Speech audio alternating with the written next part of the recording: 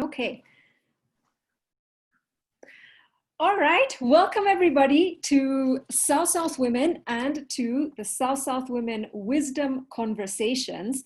It is so amazing for us to be able to connect with you on a weekly basis, which we've been doing since April this year, ever since we recognized that we wanted to contribute something to building community when COVID made its impact in the world.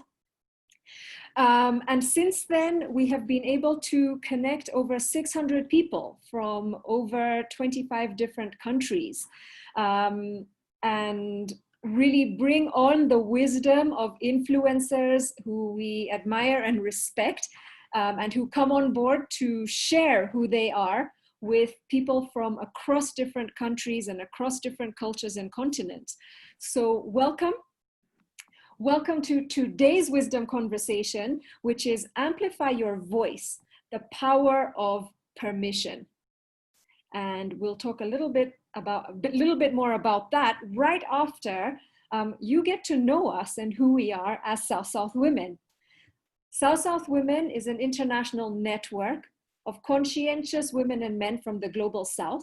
The Global South means developing countries, or what are referred to as emerging economies.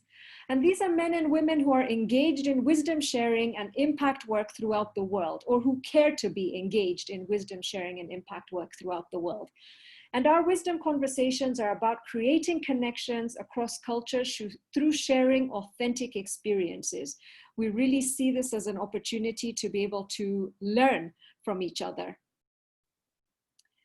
Our values as South Women, which were co-created by 10 pioneer influencers, women from across the world, who, based on an understanding of their own values, we came together and said, what is the kind of world we want South Women to be part of developing? And we said it ought to be based on values that truly reflect who we are and what we want to create. Inclusion, which means engaging and involving people across a broad spectrum. Acceptance, cultivating safety and security for everyone, women and men, to feel embraced. And honor, to do what is consciously right. And because honor is such an important value, we also developed our code of honor. Our code of honor is how we want to treat others, how we would set ourselves up for others to treat us, and how we would honor and how we would treat Earth. And so this is, we stand for and never deride one another. We respect and consider everything that everyone brings to the platform or comes to the table with. So we will always recognize and acknowledge the source of what is brought to the table and who brings it. We respect the integrity of the creation of the network. We speak truth and we seek to understand. And these two, in terms of today's conversation, are fundamental because they really set the stage for what conscious communication is about. And as we choose to amplify our voices, we are choosing to speak our truth. And because our truth is our truth, it is important that we also understand where the other person is coming from. And so this really guides us as we set ourselves up from around the world to be together and to create together. And so, welcome officially again to today's wisdom conversation, Amplify Your Voice, the Power of Permission. And we have PAOLA BORTOLUZ, the founder and CEO of Her Safe Place Mexico, and RONKE KOKORUWE, who is from Nigeria and currently living in the UK. And I'll just leave you for a second to read what they are coming into this conversation with, the power of the quotations, their personal quotations that they shared with us. And as we do that, I'm simultaneously welcoming everybody who has joined us from all the time zones present and beyond.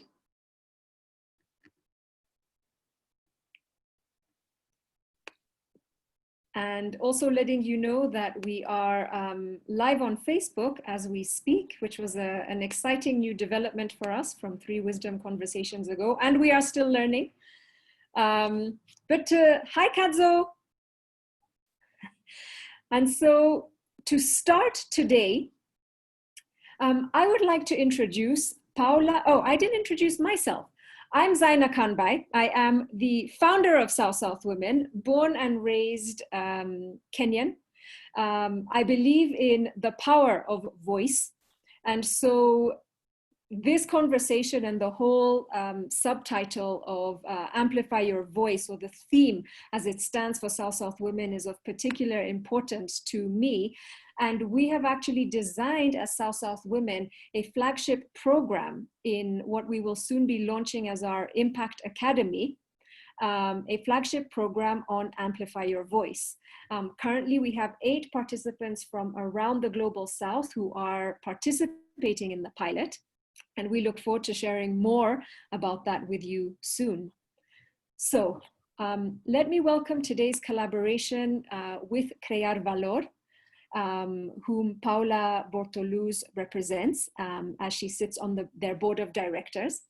Paola is from Mexico. She is the CEO and founder of an organization called Her Safe Space, and it's a company that certifies safe environments from a gender perspective. She arrived at this initiative from 25 years of expertise and experience on economic analysis and design of regulatory frameworks, working both in the public and the private sector. And while she was in the public sector, she represented Mexico for the International Organizations of Securities Commissions and the Bank of International Settlements. And in the private sector, she has been a consulting leader for economic regulation practice. So besides being on the board for Crear Valor, she is an economist with a master's degree in regulation from the London School of Economics, which is something I believe both she and Ronke have in common. And she's also certified by the International Labour Organization as a participatory gender audit facilitator. And Paola is here to share her wisdom today about the power of permission to create as if nothing else exists. And this is something we'll be exploring today. How do we create as if nothing else exists? And whose permission are we truly seeking to do this? Paola, bienvenida. Hello. Thank you for being here, and take it away. Thank you, Zaina, and thank you all. It is really truly an honor to share this space with all the South Women community, with also to share it with Ronke and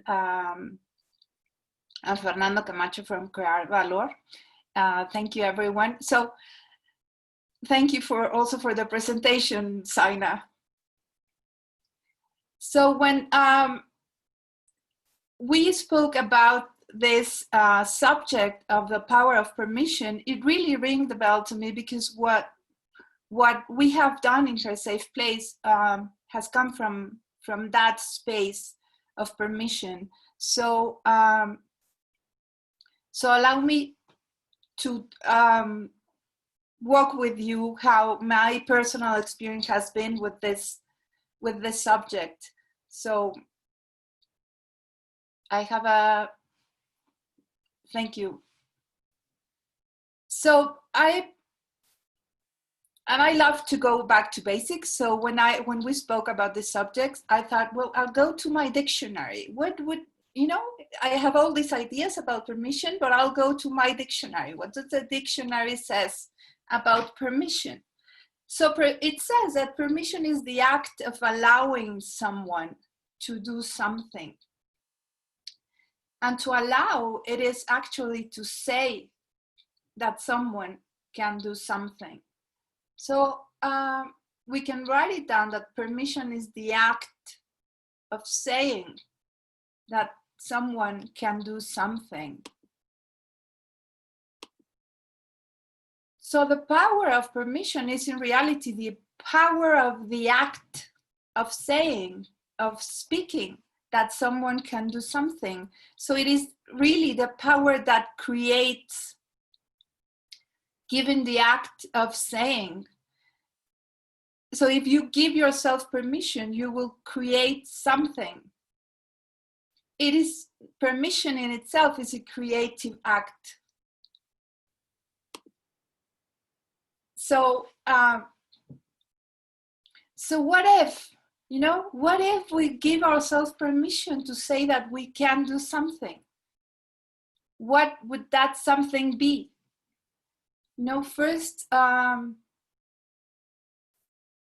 First, for giving ourselves permission to act, if you think about it a little, first we have to give ourselves permission to imagine. We have to create a mental picture of something, and then, only then we can create it, or we can create the intention of acting upon it, and we have to communicate it. So the first and most important permission that we have to give ourselves is the permission to just imagine. And it might seem obvious, but it is not. We live in this very hectic world, and we do not stop to imagine things. We say that we live in a world of infinite possibilities, but do we really? Is that really the world that we live in? Or do we live in an endless world of conforming about how things already are and do not question them? So if you think about it, how could we possibly create new solutions for new ways of living, since we have so many challenges in humanity these days? So, but how could we do that if we, in all honesty, we are experts in swimming through the status quo. We are experts in dealing with what we have. We put up with the status quo. We don't even look at it most of the time. And don't get me wrong, I know we have to all choose our fights, our daily fights. And also this way of dealing with reality and dealing with life has given us a great deal of achievements as humanity. But if we are honest, we are kind of slow on change. If we want to change, our solutions as humanity have been of a slow pace. And there's nothing wrong about it, but from that same place that we always are dealing with things, putting up with reality, how are we going to create quantum leaps in solutions towards new ways of living? How are we creating these new ways that would work for all, or at least that would work for a true majority? So coming back to permission, I think that precisely from giving ourselves permission first to imagine, we can create all these new solutions and these new ways of living. So in my personal space, that is how our Her Safe Place certification was actually born. We really just sat down and thought about how would it be if we allow ourselves to design from scratch. And for me personally, and of course, certification of a safe environment from a gender perspective, I can say many things about its advantages and what it brings to the world. But on a personal level, I want to share with you that it really all comes from giving ourselves permission to tackle or to see things from another perspective. And when you move your perspective, you're always creating.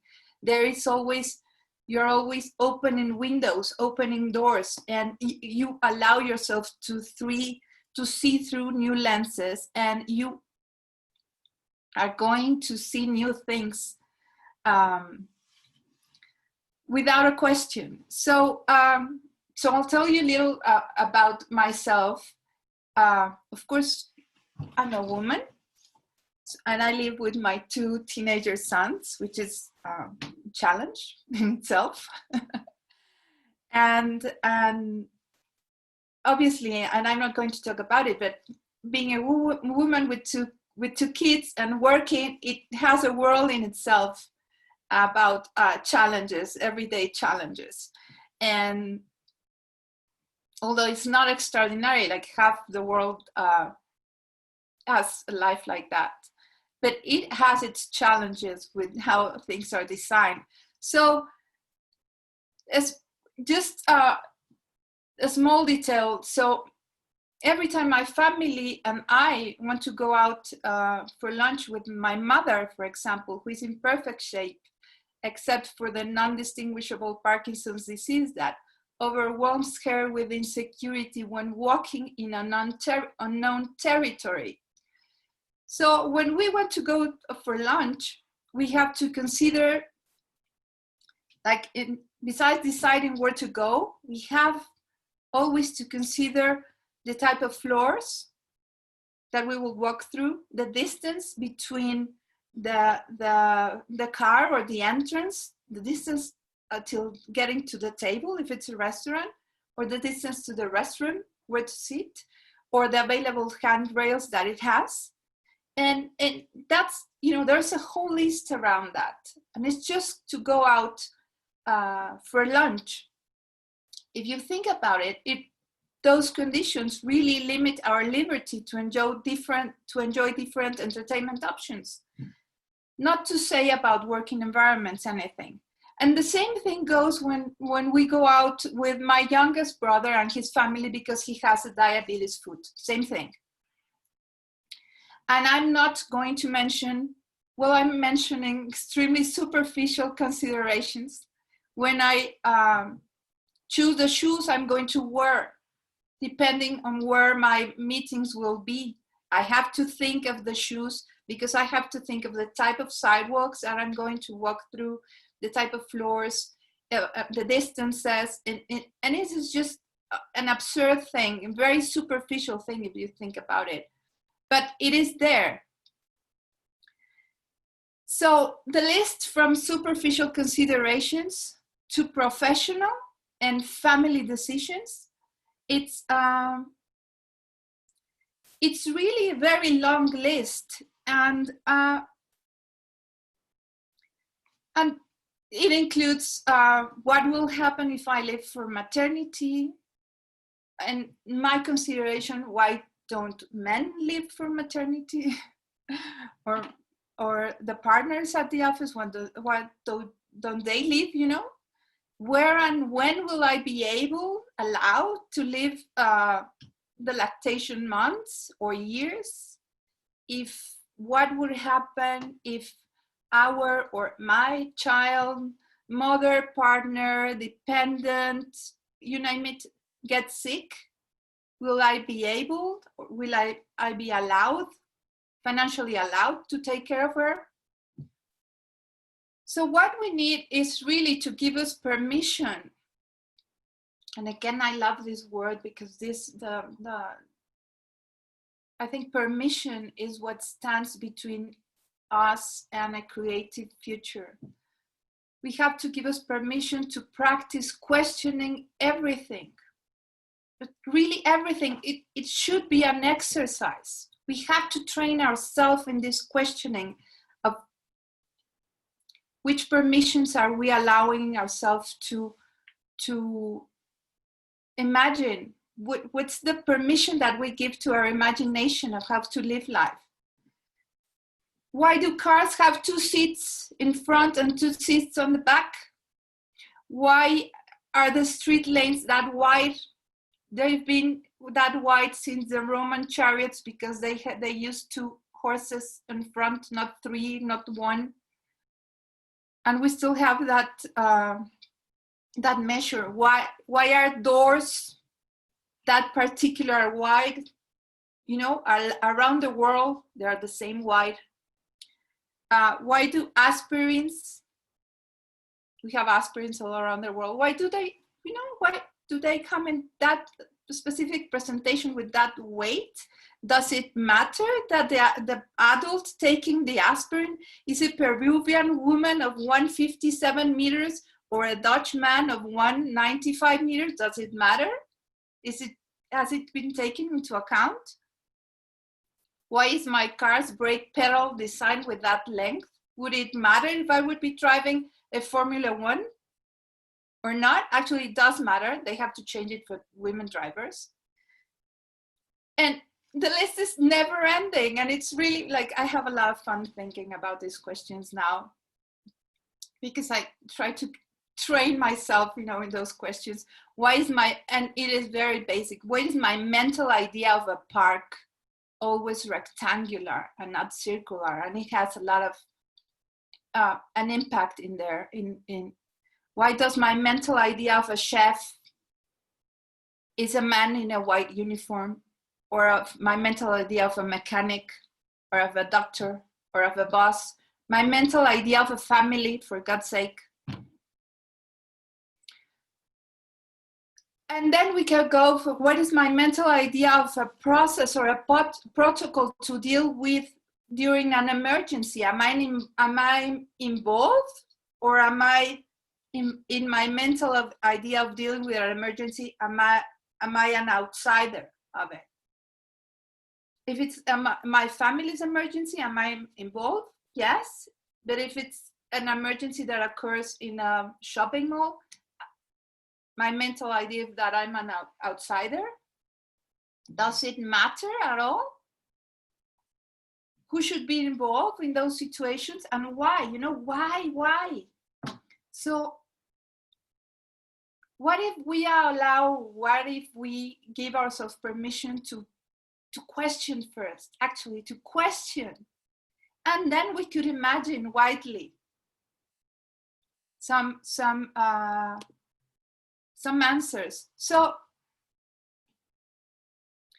that's how we came to this certification, to design this company, to design what a her safe place means.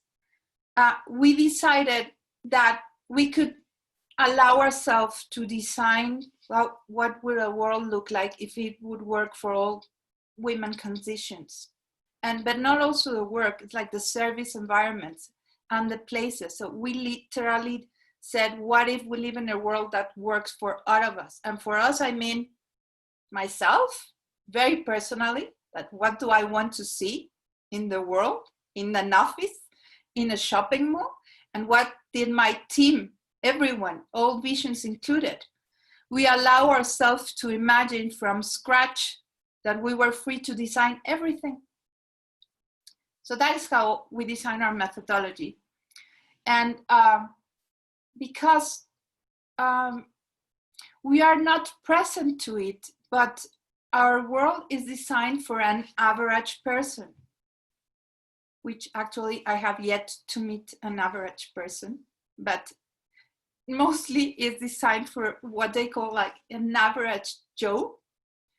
And if you start thinking, what about the average Paula, or the average Saina, the average Fernando, Ronke, the Giovannis of the world, the Manitas, the artists, the Joses?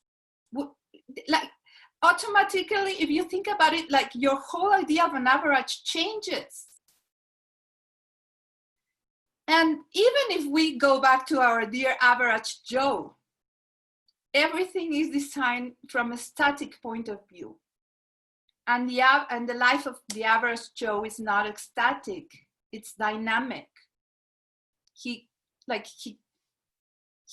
doesn't arrive like an average to the world like an average Joe. Actually, he arrives quite little and dependent, and then has different needs. And then he's not by himself. He can also have a family or be a father, and then he can break his leg.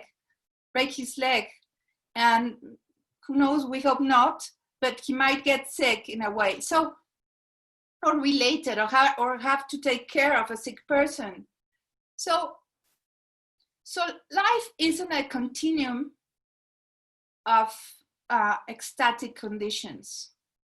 And all our processes and spaces and protocols and how life is designed to be tackled, how the organizations are designed to relate with the clients or with their collaborators, it's from a very static point of view, that things are the way they are, and they are like a box. So if we start wondering and allowing ourselves to watch, you know, what if life is not about an average Joe with an average age, then, you know, we can design our organizations to accommodate all those spectrums and all those dynamics, and really start building worlds and environments that work for more people.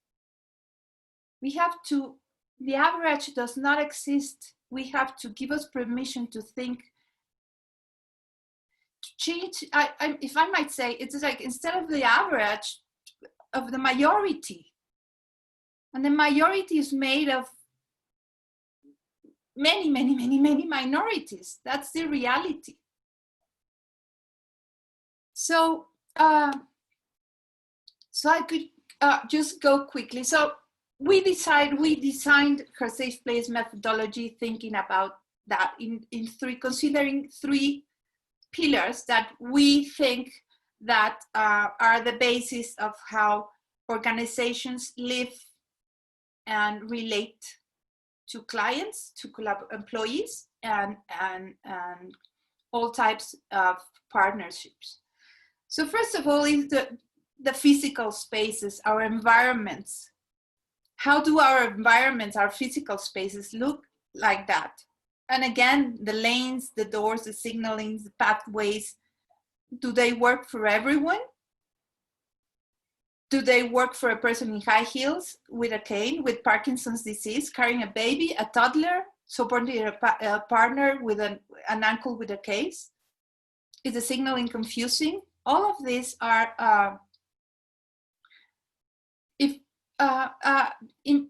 all of these things imply costs if we want to bring those to financial matters.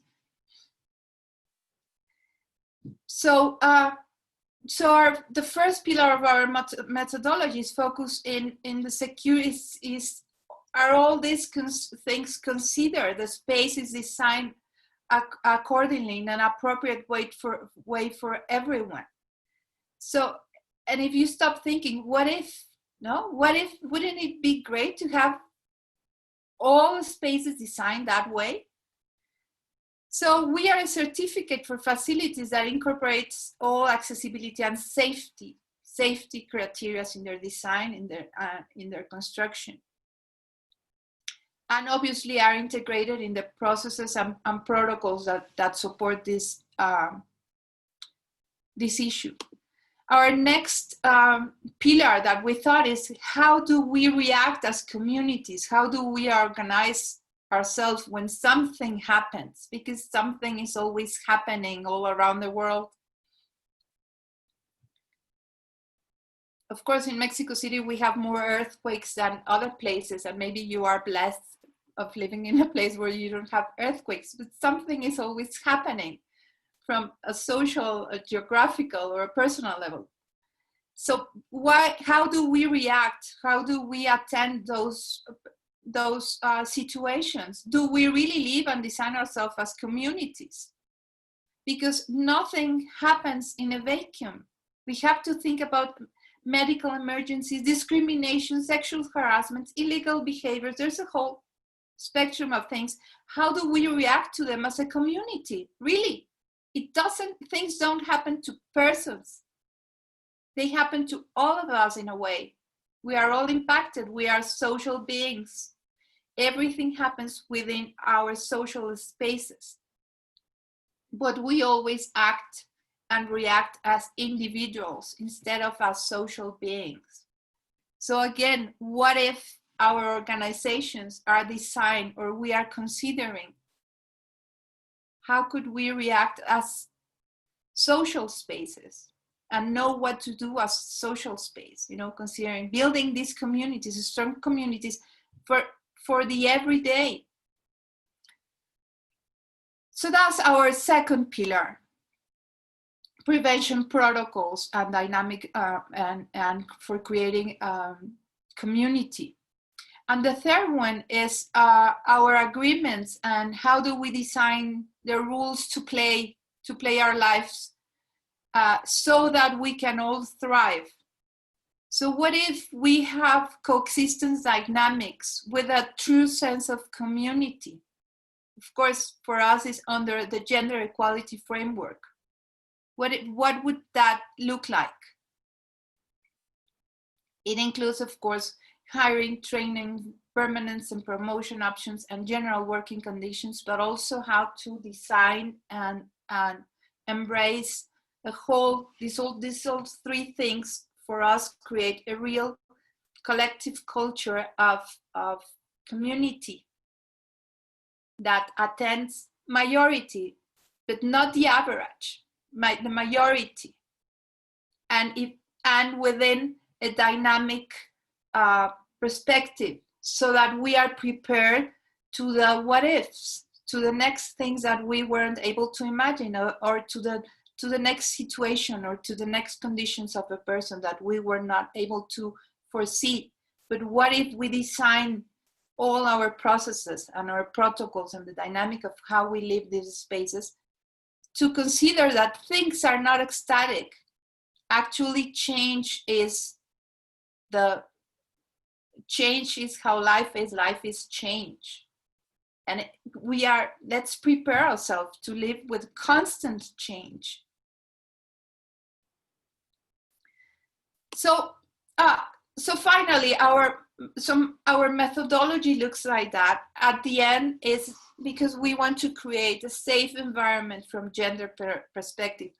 We have, for us, we have to stop being naive. If we do not have safe environments as a basic standard for allowing the development of all professional, commercial, and productive activities, we are not letting ourselves be able to aspire to our whole potential. So that is what we design. Our Her Safe Place certificates consider the conditions for a safe environment for women from a gender perspective as a minimum standard necessary to boost the human and business potential of all companies. And as a conclusion, I just want to come back to invite ourselves. What if we give ourselves permission to imagine everything, whatever matters to us, from scratch, and develop this habit of questioning everything and giving ourselves the freedom to say, what if, whatever, and what if we could create different? What if we could create something that really works for everyone? Who is everyone? So I leave you with this, and thank you, Zaina. And thank you all for listening to this.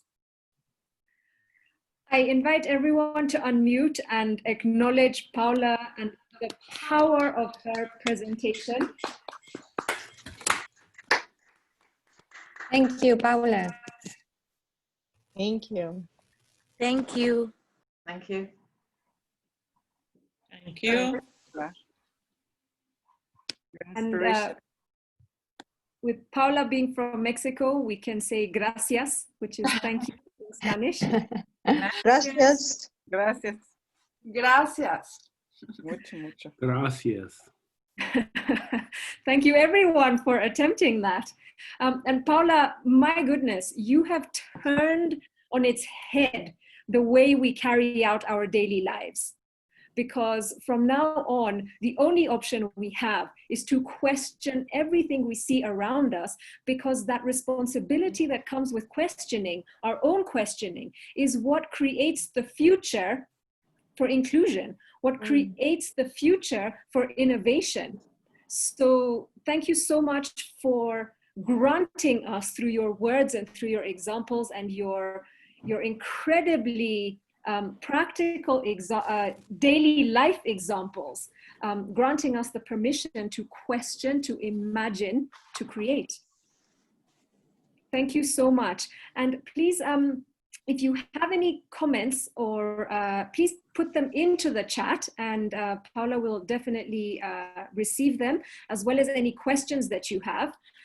And I would like to ask everybody who's present to please rename themselves, if they can, with their name and the country that they are representing today, whether it is the country of your heart or the country that you are in. Please share that with us, so that we are always very proud to acknowledge people who join us from all over the world, and today will be no exception.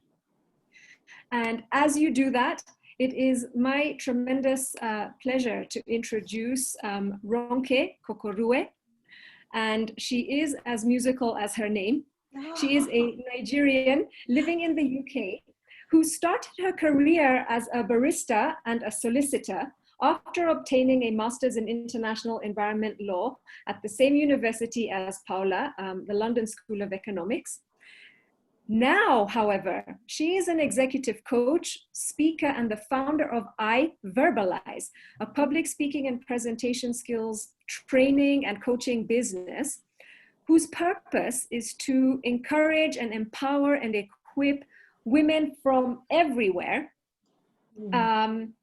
to shift from spectator to speaker, and to express themselves with courage and clarity in a way that aligns with their core values. Something to add, she's been married for 19 years, a mother of 3, to whom running, baking, singing, laughter, and faith are essential components for her soul. Ronke, thank you so much for joining us. And I know that you are not speaking with a PowerPoint, so please take it away. Thank you. Thank you so much, Zaina. It's wonderful. It's really wonderful to be here. Thanks, Paula. It's great to share the same platform with you. It was great to hear just your thoughts. I thought I would never look at anybody called Joe in the same way ever again. And as you spoke, I looked at my door and I thought, it's true. Who was this door designed? Who's, you know, what was in the person's mind? Who were they thinking of? Was it Ronke? Was it Paula? Who was it? So thank you so much. It was really, really informative to really hear your conversation. And I just wanted to thank my husband, who is here on the platform as well, Benny. Ben, everyone knows him as Ben mainly. He's here. Oh, welcome. Yes, so Ben's here. And I mentioned my sister, and just some really lovely friends, Anima from Kenya, Jennifer from the States. It's about 6 in the morning, I believe, and I'm just so grateful that she made the time to be up early to join us. Liza from Nigeria, and May from Saudi Arabia. So I'm really delighted that you are all here. And very much like Paula, actually, I thought, let me go back to the beginning.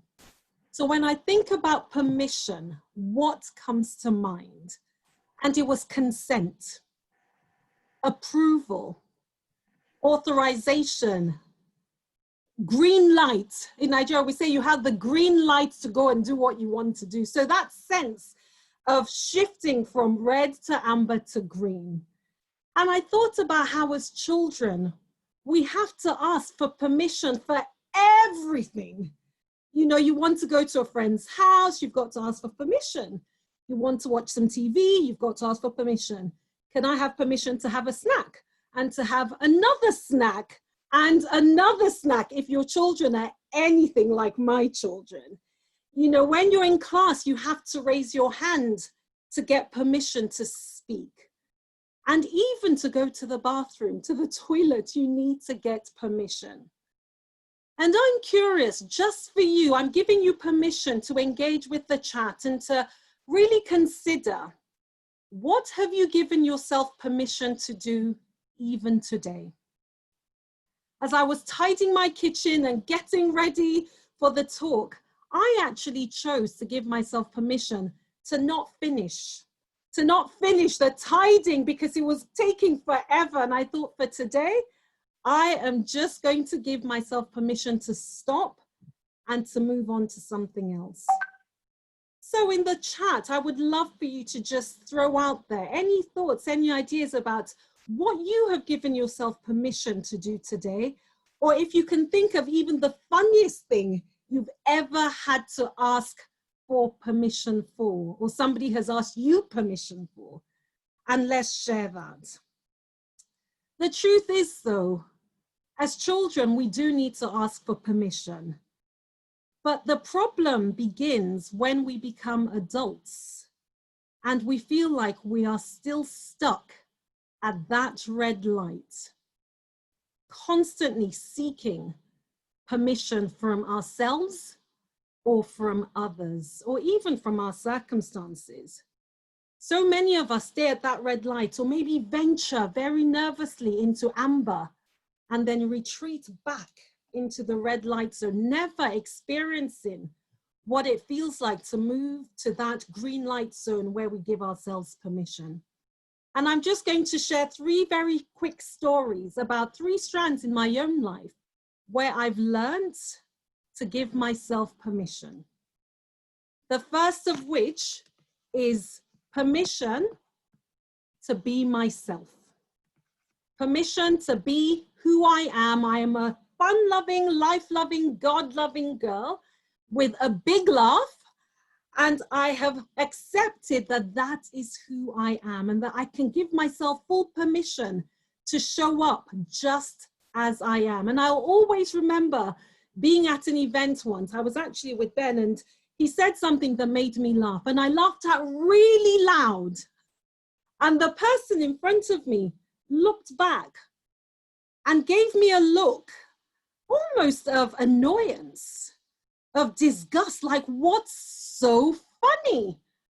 And I remember feeling a sense of insecurity, like, oh, maybe I laughed too loud. Oh, Ronke, come on, pipe it down, keep it low.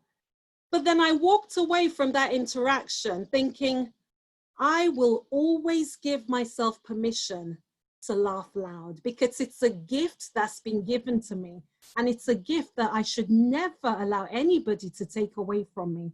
So I will keep laughing.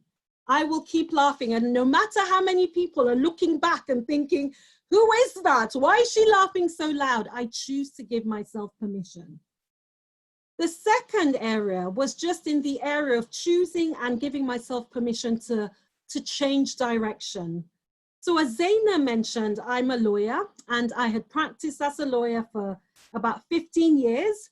Both my parents are lawyers in Nigeria and had a vision of me becoming a lawyer and doing that sort of role for the rest of my life.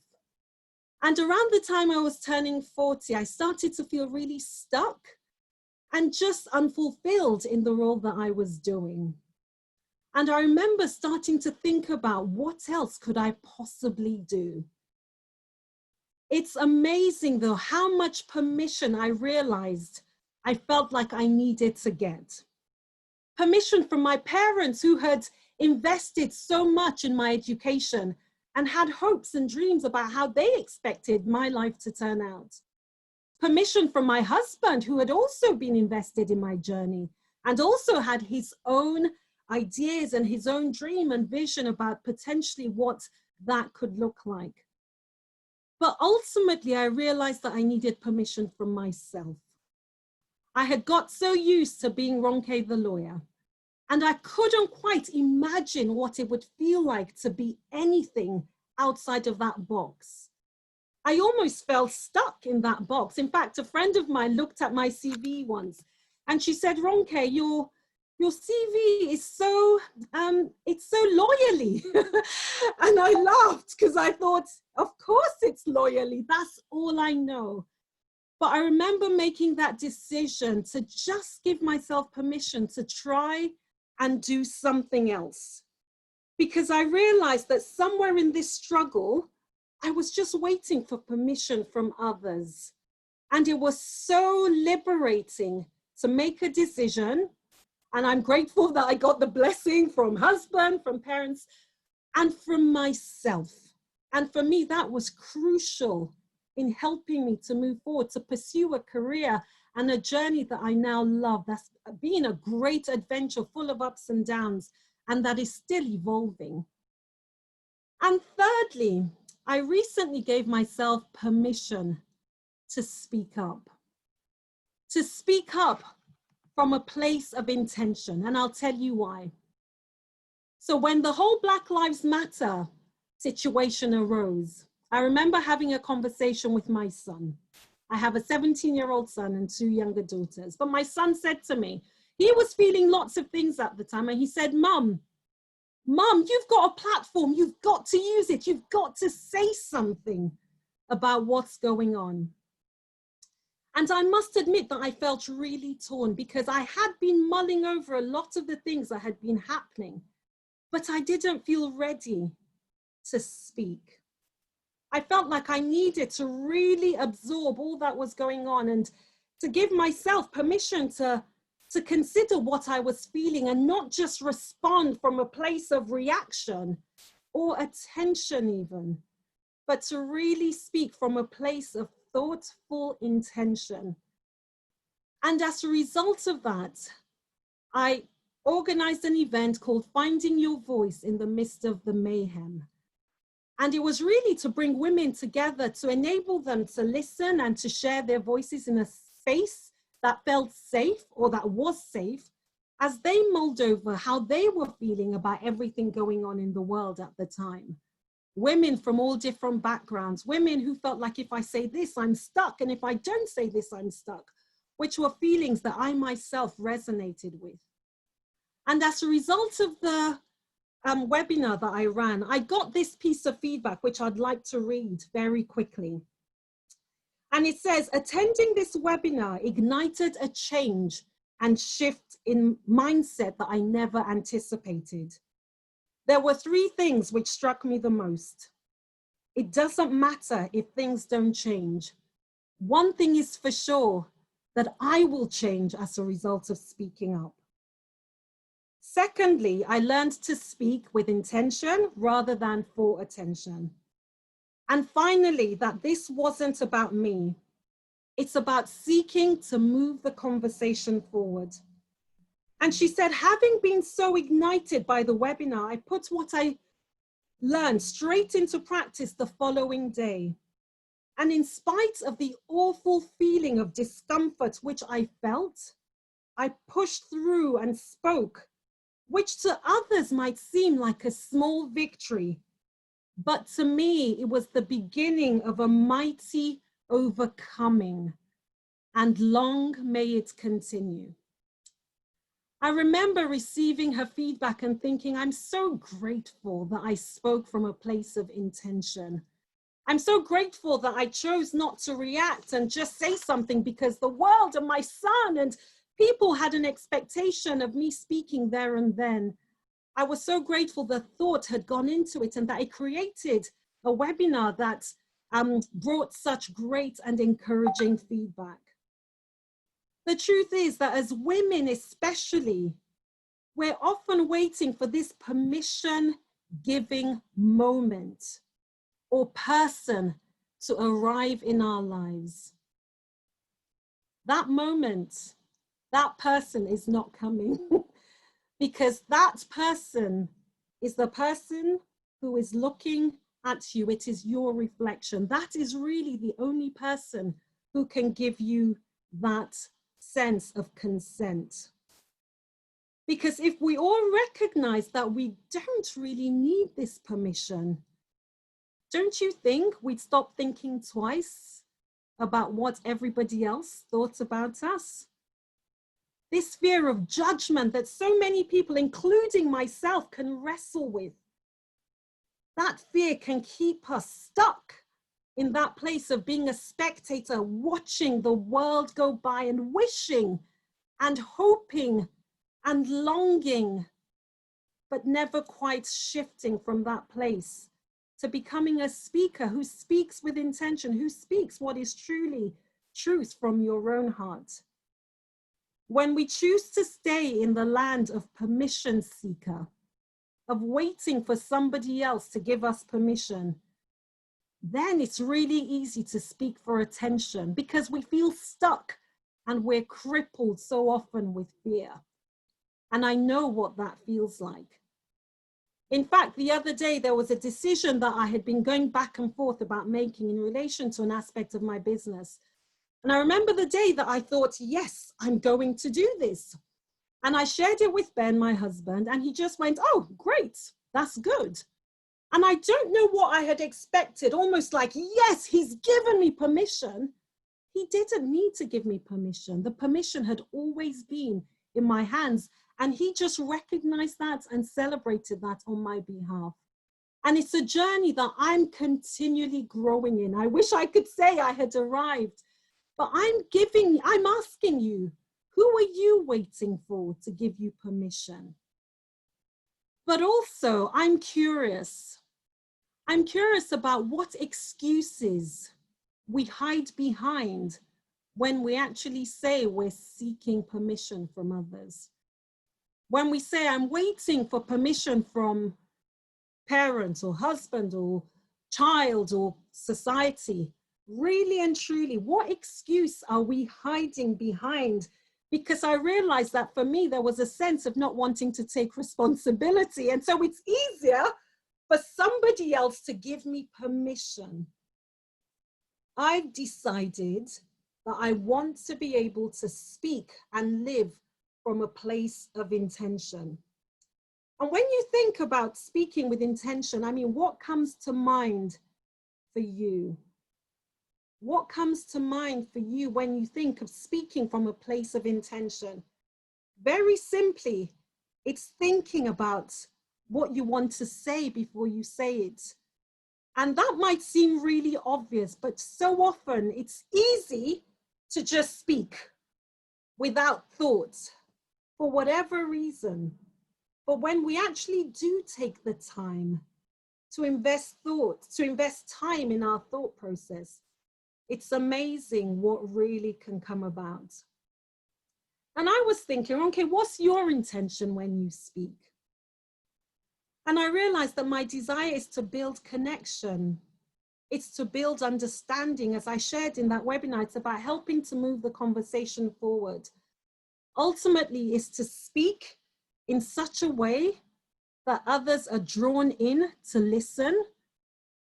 And the flip side, to listen in such a way that others are drawn in to speak. Because the truth is that they go hand in hand. So I want to ask you that if you had a permission slip put in your hand this morning, this afternoon, this evening, what would you write on it? What would you give yourself permission to do, to say? I love how Paola referred to permission to imagine, to even just take time to imagine. What would you imagine? What would be on your permission slip? What would happen if you give yourself permission to do something you've never done before? There's only one way to find out, by doing it. And so for me, I thought I'd give myself permission to laugh, to play, to make mistakes, to step out of my comfort zone. Permission to be who I am, who God created me to be. To try again, to be imperfect, to ask for help, to let go of the expectations of others, to start over. Ultimately, I give myself permission to speak up, to shine, and to stand out. So the next time you feel like you have to ask someone else for permission for something that you need, take a look at this. Take a look at the mirror. Then tell yourself, permission granted. God has given me permission to be the very best version of myself. And so I will step into that space of permission. to share the gift of who you really are, unedited, fully alive and free. Because the truth is, the world needs you. The world needs your voice. The world needs you to speak from a place of intention. I just want to finish off with this quote that says, when you give yourself permission to communicate what matters to you in every situation, you will have peace, in spite of rejection or disapproval. Because putting a voice to your soul helps you to let go of the negativity of fear and regret. That's a quote by Shannon Alder. And so, if you started on this webinar, in this conversation at the red light, if you have found the courage to shift a bit closer into the space of the amber light, I'm encouraging you, permission granted, to shift to green. Thank you. Thank you, Ronke. Thank you so much. And I'll encourage everyone to unmute to acknowledge Ronke. And without a doubt, you completely captivated us. Yes, thank you. Absolutely captivated. Thank you so us. much. Thank you. Ronke. Beautiful. Thank you, Ronke. Thank you. Thank you, Ronke. Thank you, Ronke. Thank you, Ronke. Thank you, Ronke. Thank you, Ronke. And thank you for creating a space for freedom, for the freedom to create, to speak up, because that is what you have said that permission truly is. And I want to acknowledge that we have gone 3 minutes over time, and I do want to give Linda and Ainima and Jennifer, who have been posting comments in the chat, the opportunity to share the powerful posts that they have made. So perhaps we can start with Jennifer. If you'd like to unmute yourself and share your comments. You know what? I'm going to ask a favor because I'm calling you through my phone, so I can't get to my chats. Could you share what I've said? And then I want to talk to Ronke specifically real quickly on something. Okay, sure. I have given myself permission to quote biblical messages and share my faith on LinkedIn. I have been challenging and stating that all lives matter, and that statement does not make me racist. I have given permission to fight for children. I've given myself permission to fight for children without a voice, to end modern day slavery in our world. I gave myself permission to leave corporate America. So Ronke, I just want to share that your presentation, your conversation, I felt like you were talking to each one of us individually. And it's just beautiful. Your voice, the gift you give all the world is amazing. And if you get a chance today, I want you to look at my LinkedIn post, because I was very upset with a post made by someone else that shared an article that was given in the States that basically a Black woman had a poster that she said, all white people are racist. And then apparently she was asking all these white people for money. So I made a post that said, if you are white, are you racist? The generalization made by her makes all Asians smart, all Blacks are stupid, and all Christians are crazy. Really? So I just want people, I'm listening. And I shared a biblical sermon yesterday that I received, but basically it was on self-control. And Ronke, that message of self-control made me realize a couple things of ourselves, right? We have to control what we share in some respect, but how do we use our voice properly? And I think that's, Ronke, the message. Yes, I know self-control is needed, especially in this world and this environment right now. But I also think self-control means a message that we have to share. And I'm going to tell you, when you talked about laughter and being loud and laughing in the room, today I read I read Psalms daily as is like a fortune cookie to guide me. But I quoted in my message on LinkedIn, I wrote, even in laughter, the heart may be in pain, and the end of joy may be grief. Psalm 14:13. It's just, I know the world needs more people to laugh, and we need to provide that laughter, but so much of is going on that is very painful in the world too. But I want to thank you for inviting me to this conversation, and I love your voice. Jennifer, thank you so much for speaking up and speaking your truth, and for bringing to the platform questions that I believe even Paola was referring to when she was saying question everything. And I think that this is what you have truly reflected. And I'm going to take Linda's statement and then Anima's, and then allow Ronke to come back to you, Jennifer. Is that okay? Yes. Linda, would you like to unmute yourself? Yes, thank you so much. Thank you so much for this opportunity. I'm very happy and glad that I spent that 1 hour listening to both of you, Paola and Ronke. For Paola, thank you for your presentation, first of all. I think what is still in my mind is everything happens in our social spaces, but we react individually, which is something that I keep on thinking about since you mentioned it. And I also appreciate that something that you planted in me that says, I give myself permission to question. Sometimes I do not question, I choose to say that it's not my job. So thank you so much, Paola.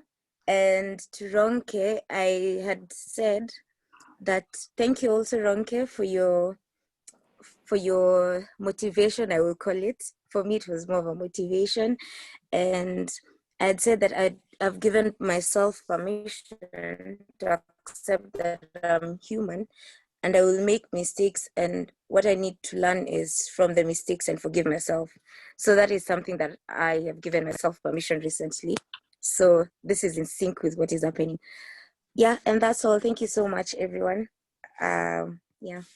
Thank you, Linda. Thank you for speaking up, for giving yourself permission to speak today, for allowing us to hear you, and the eloquence of how you put your point across. Thank you so much. As Ainima unmutes, I would really like to acknowledge the presence of people from all over the world today. Thank you for being here. Thank you for taking the time to be here from Ireland and Nigeria and Argentina and the UK and the US and Uganda and Saudi Arabia and Egypt and Kenya and Ethiopia and Mexico. I may have missed some, but thank you so much. Ainima, and I hope I'm saying your name correct. You have permission to correct me. Please unmute yourself and share what you had posted in the chat. Okay. Can you hear me? Yes. Thank you so much for the opportunity. Thank you, Paola. I love your accent, first of all. Thank you. But I think social spaces, I think especially in this COVID age, I think for me, social spaces have encroached in my private space because everything is so much virtual and almost to work and exist. I've had to give myself permission to enter. But what you said about dealing with what's happening in social spaces privately and just thinking about the reverse for me. Recently, I've had to give myself permission to have courage to do things in the social spaces that I would have shied away from before. And a lot of it is also thanks to Ronke. Just watching her journey has inspired me. And also just learning how to find my voice. I think it's so important. I can only be present in those social spaces when I really know what I want to say. And I think this is the journey that both of you, both talks, have sort of brought together. And in giving myself permission, even today, I had written that I needed to give myself permission to take my time because my schedule is so packed. even if it meant being late. I'd rather arrive late and ready than rush because I'm trying to maintain or keep up appearances and get nothing out of it. And that has allowed me in every appointment today to actually go away with something. Whereas in the past, if I hadn't given myself that permission, I would have just left frazzled and wondered, why did I pack my day so much? And so that has really helped my day today. But beyond that, I think permission in my permission slip is to be free. Free from fear, free from perfection, and also free from mediocrity. It's incredible when I start to think of freeing myself from perfection. I also have to challenge myself though to show up. And so mediocrity is so easy to slip into when you're living a permissive life. So I've had to really understand that now it's on me. I'm not doing it for anyone. There's no pressure I'm succumbing to. So what will I do? And that has really challenged me to show up. And certainly one of the big areas that I want to find my voice on is the area of parenting and mental health, and those parents who have children going through different disorders, be it ADHD, bipolar. They need more support and acceptance, but there's a lot of judgment. And I think, I don't know about out there, but here in Africa, the finger is always pointed either to bad parenting or something you did wrong, but it's not the case. The truth is, these are real issues. And I want to start to be the voice of, helping parents to feel confident and have nothing to apologize for, because in fact, they're doing an incredible job supporting their children to navigate life in ways that they never expected. So thank you, Ronke, Paola, for helping us to really give ourselves permission to speak, but also to know what we want to speak about and to do it boldly. Thank you. Great. Thank you so much to all of you, and I will and thank you so much for choosing the South South Women platform to voice your truths. This means a lot to us, especially because you, with your words, we say this is your platform, and you with your words are inspiring, influencing, connecting people from countries and cultures across the global South, where our voices most need to be amplified, where the voices of role models and influencers who are our next door neighbors most need to be heard. So thank you so much. And I'll hand over to Ronke and to Paola to respond, and especially to Jennifer, who had a specific question for Ronke and otherwise, and then we can begin to close. Paola, did you want to go first? Well, I just, thank you. I just want to acknowledge, from hearing you, Ronke, and hearing all the questions of the participants, that what I'm getting is that this permission is a creative act, but it's also a courageous act. So if we give us permission to whatever, that we've been brave, very brave, and we should acknowledge everything, the bravery that has to go along with leaving the dishes. If you want to enter, I mean, it's because it changes, we are in all our habits, and we have to be brave because we do not see them, but we have on our shoulders like many things and considerations around that very small, insignificant thing. And also from listening to the others and to all of you, is that yes, it is a creative act. Yes, it is a very courageous act. And again, like, what if, what is wrong with whatever occurs to us? We are wired, like nature wired us. And as I was listening, and many subjects came, but I remember yesterday I saw that tree that was that fall, and from the dead trunk, from the dead tree apparently some seeds of other trees fall into this log, big, huge log, and started growing up. So there was like very big pines growing from this dead huge log. And I was thinking, you know, nature can come up with whatever. Just nature is amazing. You cannot put it inside a box and draw nature. This is how nature looks like. And we are nature. So whatever idea, crazy idea, whatever question, whatever opinion comes to your mind, I mean, just think it's nature acting, you know, there's nothing wrong with it. Let's allow ourselves to be like, you know, because we are, so let's just embrace it.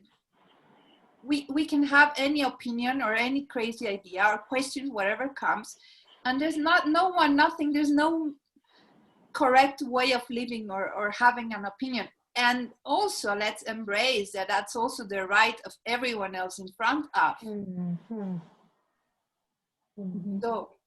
So there's no right and wrong, but there is the right to have my opinion, as there is the right of the other person to have their opinion. And let's deal with that, you know, let's live like that. So thank you all. Indeed. Thank you, Paola. Ronke? Yes, thank you, Paola. Thanks, everyone. It was wonderful to hear all of your thoughts and everything you put in the chat as well. Thank you. Jennifer, just speaking to your point very briefly, from what I recall in terms of self-control, when, you know, different and quite challenging voices are brought into our space, I suppose for me, what always comes to mind as a guiding principle is that love is always the most excellent way. That love is always the most excellent way. And so where there are challenging situations where, you know, statements are made that can really get our backs up, I'm learning about how to respond in a way that doesn't aggravate, but that really seeks to move the conversation in the right direction. And that's not easy. It's not easy. But I appreciate what Paola also said about listening to the other. And sometimes it can feel like the other, and we're here. And looking for ways, finding the 10% to build a bridge, to build a connection. Because if we look hard enough, it might be so small that we miss it, but if we can find it and harness that, then I think that can make all of the difference. I hope that helps, and I'm sure we will speak some more anyway, so yes.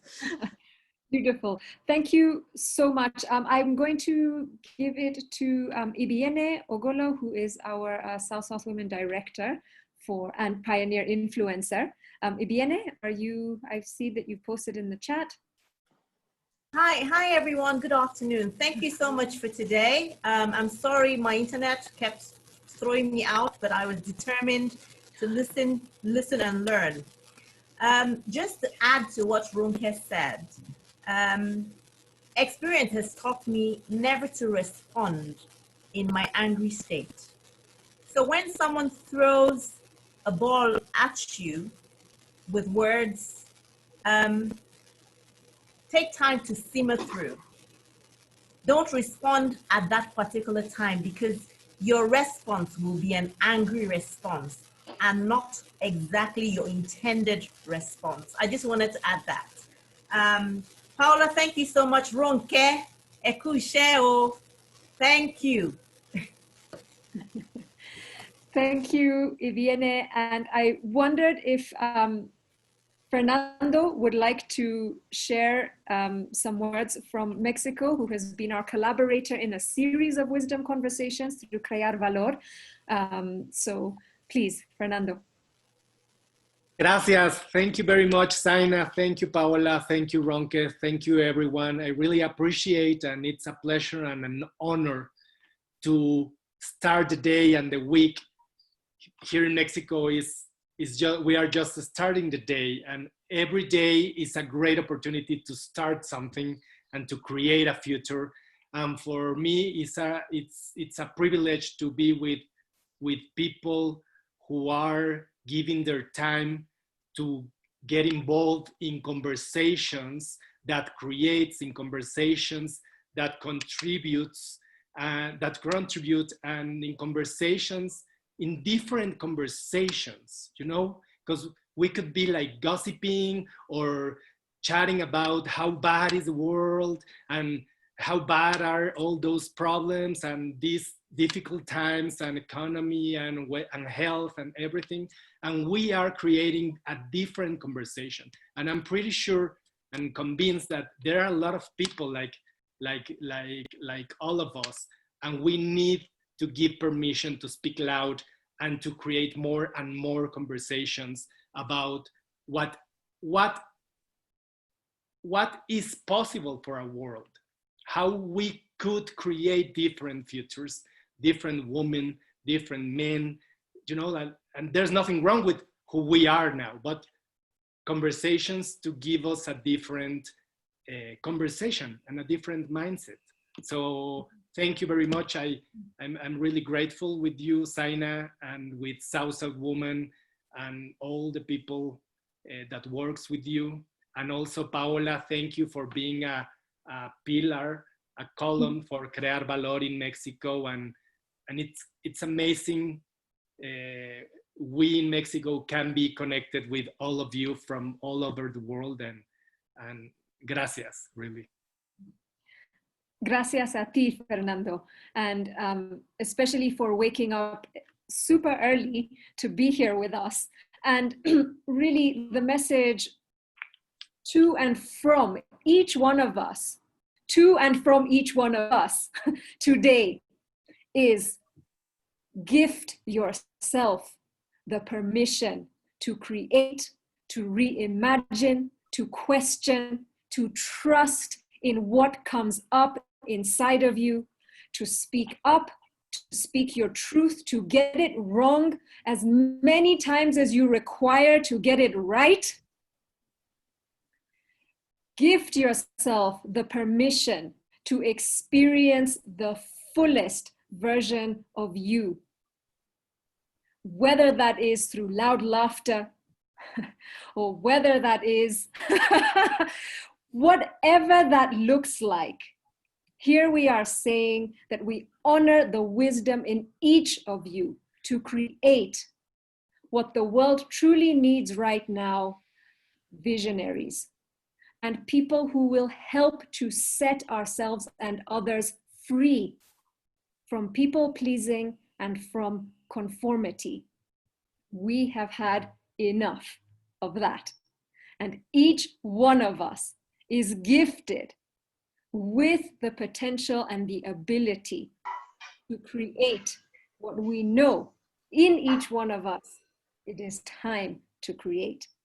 Thank you. Thank you. Thank you for being here today.